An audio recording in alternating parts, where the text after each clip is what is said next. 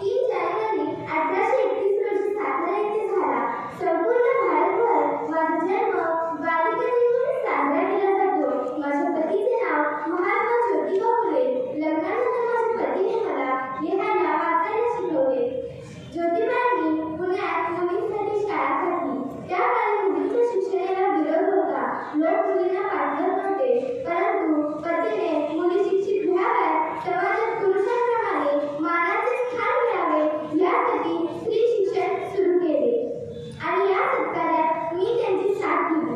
त्याच्यामुळे मला पहिला मूल्य शिक्षणाचा दर्जा मिळाला. लोक मला त्रास देऊ लागले. माझ्यावर शेण फेकणे, दगड मारणे, शिव्याशाप देणे हे मी रोज सहन केले. परंतु अशा प्रतिकूल परिस्थितीत सुद्धा मी डगमगले नाही. मी माझे कार्य सुरू ठेवले आणि आज माझी तुमच्याकडे एकच मागणी आहे. आजही समाजात मुलींवर अत्याचार होतात का? मुली सुरक्षित नाहीत पण का हो? का? मी सुरू केले कारण तुम्ही सर्वांनी पुढे घेऊन जावे अशी माझी इच्छा आहे आणि तेव्हाच मला खऱ्या अर्थाने श्रद्धांजली अर्पित होईल. धन्यवाद.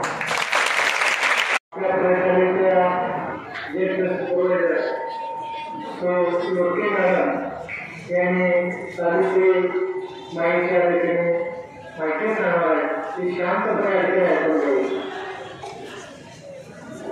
पण या वर्षा अखेरीपर्यंत 1848च्या शेवटापर्यंत जवळजवळ 40 ते 45 मुली या शाळेमध्ये दाखल झालेल्या होत्या. हा त्यांच्या कार्याचा गौरव होता.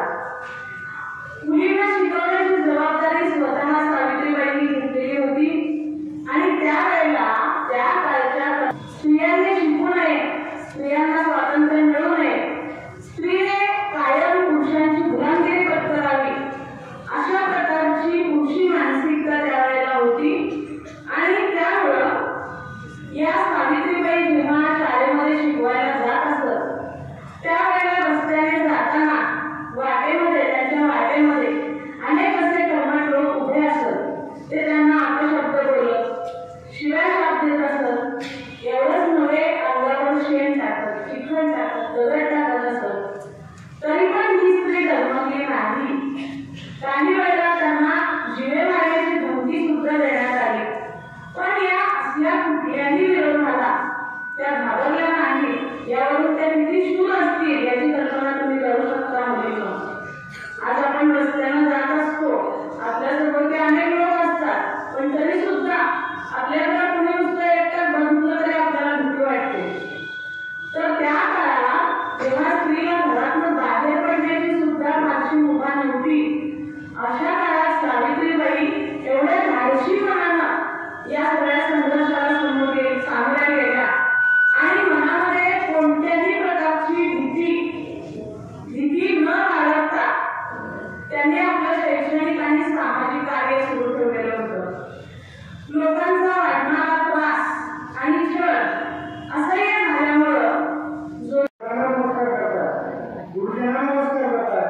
तसं दरवर्षी बाळांनो तुमच्या या माईला एक नमस्कार गौरवचा झाला. कारण सावित्री माई नसते तर प्रश्न तुमच्यावर विचार करा.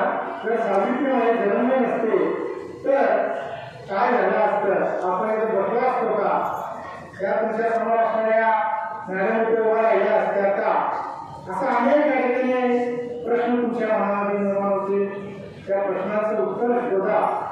आणि आज सावित्री माईचा जो जयंती आहे त्या जयंती